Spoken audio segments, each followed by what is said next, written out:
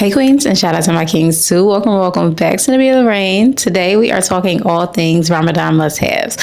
So these are things that are going to make your Ramadan simple, enjoyable, and sustainable. So if that is what you are looking for, if that's your kind of vibe for this Ramadan, be sure to stay tuned. And just as a disclaimer, a little reminder, these are just recommendations. These are things that I think will be helpful for my Ramadan personally, and I'm just sharing with you just in case you need some ideas of things to make your Ramadan feel a lot more simpler and revitalizing. Also remember that you don't need things to make your Ramadan a great Ramadan, right? And not all of the things that I'm going to mention are actual physical materialized things, because that's not what's most important here. So I just wanted to put that little disclaimer out. So now let's jump into it. So the first thing that we have, which I think is definitely a must-have, is a transliteration of the Quran.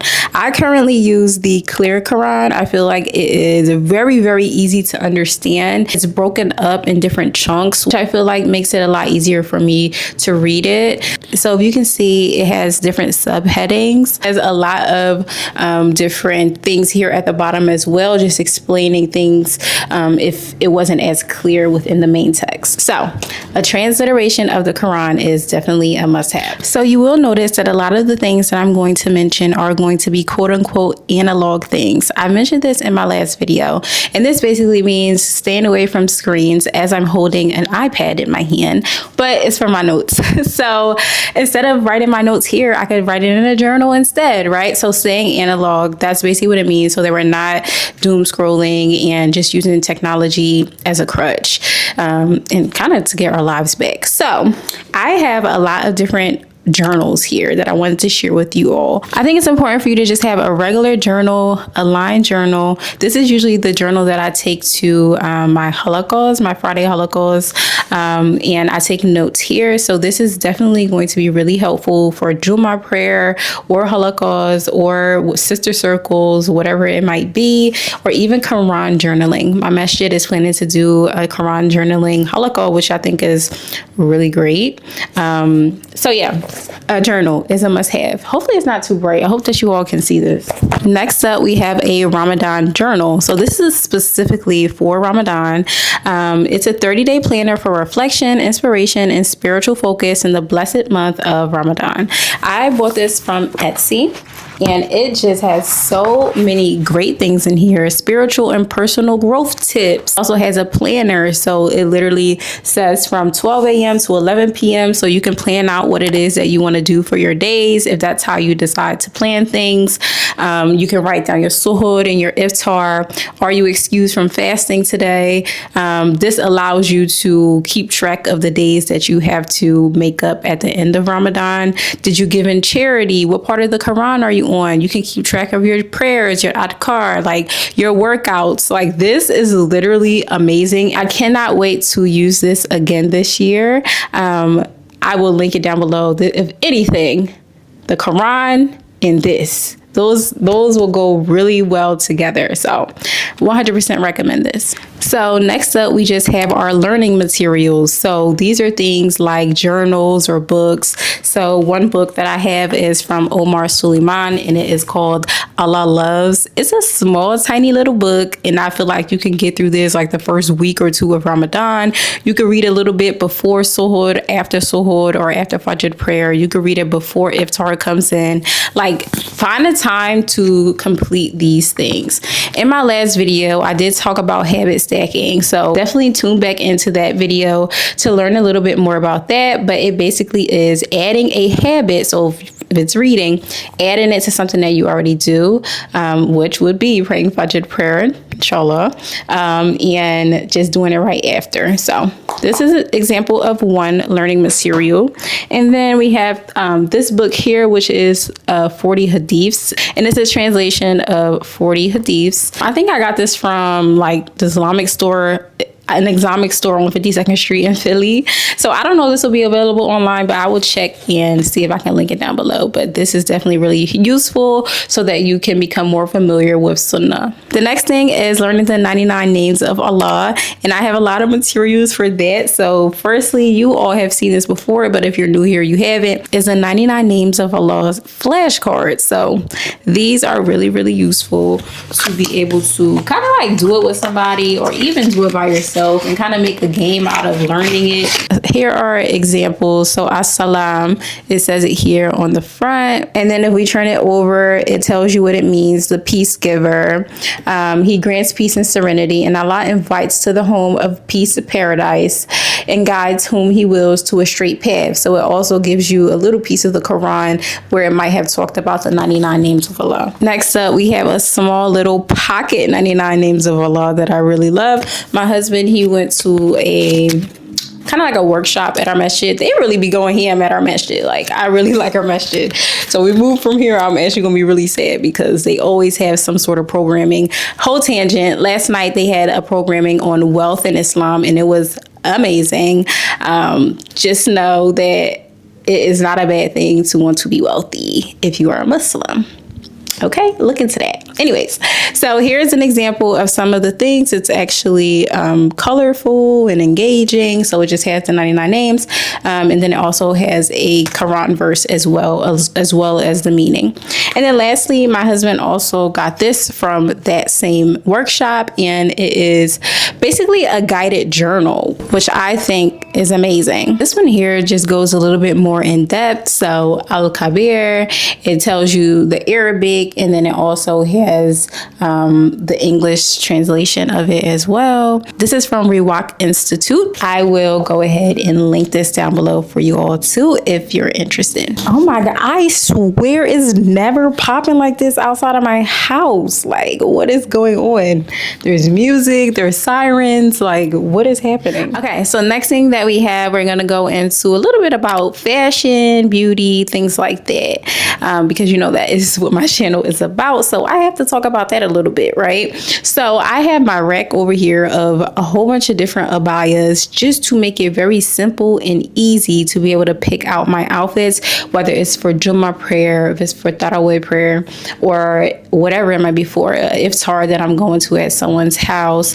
Like having it all just set up. Okay, I have my more fancy abayas, and then I have my more simplistic abayas. You don't have to like scrummage through and look for things. No, it's all right here on the rack. Make it simple for you. So some brands that I recommend are Hawa Clothing. I love them down. Alma by Rahma. She unfortunately is closing down, but I do believe she is doing like a closeout sale. So definitely check her out. See what she has left on her site. So sad to see her go because her abayas are really cute and they're very comfortable. Fatima Diallo, she has a lot of good options. A Sumaya shop. And I'll go ahead and just pop up a few different brands here that I have recently found on Instagram. I haven't really been shopping. Like, I feel like I got clothes. I don't really need to be going out there. So if you don't either, don't be going out there to buy more stuff. But just in case you feel like you need, you know, more appropriate clothing for Ramadan, then these are just some options for you. Moving along, our next category is skincare essentials.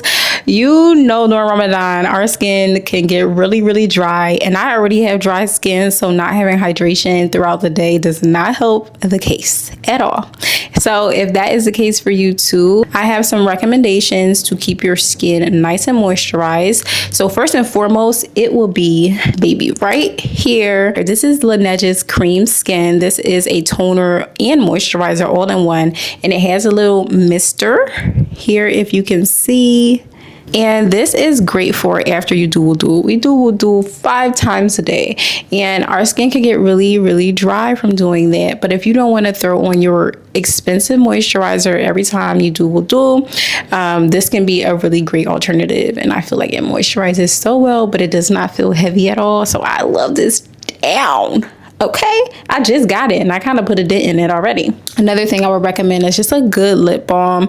Try preferably a lip balm that is not flavored or like has a scent or anything like that. Just a very simplistic lip balm. This is a lip balm from e.l.f. and it works very, very well. It's like $6, so Yeah, I mean, don't get me wrong, I love my Sephora lip balms, but $24 for a lip balm can get kind of pricey. Okay, Topicals has a great lip balm if you have very, very dry lips, or like cracked lips. Topicals lip balms are really good, but I do think they have a scent. And then lastly, just a really good moisturizer. Y'all know that I love Biossance moisturizer. It's just really expensive. I also have this moisturizer that was sent to me in PR. It's by Kate Somerville, and it's very, very moisturizing. I love this a lot, but it's just as expensive as Biossance. I had found a moisturizer from Sephora collection, but they discontinued it. So I'm gonna have to probably try some of their other ones. Sephora collection they have very good dupes, and it's not as expensive as other things in Sephora. If you have any other skincare recommendations, definitely comment them down below so you can help the girls out. Now let's go into our next category, which is going to be about hydration. And there's only one thing in this category, maybe two now that I'm thinking. You need a water bottle. You need a water bottle. You don't need this particular water bottle, but you need a big water bottle that you can, try to keep track of your liquid intake or your water intake with. So drinking it before suhoor, in the evening time at iftar, and throughout the night, so that you are getting hydrated. It's super, super important. I love what is that company name? Simple Modern. I love their water bottles. So I will link some of my favorite ones down below. If you've been here a long time, you know that I used to collect water bottles. That used to be my thing. Not so much anymore because it kind of defeats the purpose of being sustainable, but I'll link some down below. Another thing that I will mention is like one of those hydration packets. Last Ramadan, that really helped me a lot. Like Core, or what's the other one called? Liquid IV, but I don't think that one is as clean. And then just having like your favorite drink in mind for the morning time so that you can actually wake up for suhoor, because it is sunnah to wake up for suhoor. I know lots of times people like to sleep through it. I'm not one of those people. I will be starving the whole day. So I make sure to wake up. But for people who might struggle, maybe having a preferred drink could be helpful. So like a chai or a matcha, whatever it might be in the morning to help you, just stay energized, or, to get you excited about waking up for a suhoor would be helpful. Our next category, which is an accountability partner or accountability buddy. So this can be a friend, this could be your husband, this could be your sister, your brother, your mom, your dad. It literally could be anybody, but somebody that will keep you accountable, and you will also keep them accountable. So some things that you all can work on together is like you can do Quran study or recitation together. You can go to Jummah together or go to Tarawih together, just to have that motivation to go to Tarawih. Maybe have iftars together. So if, for example, this is not necessarily accountability, but just having like community in general. Like you do iftar,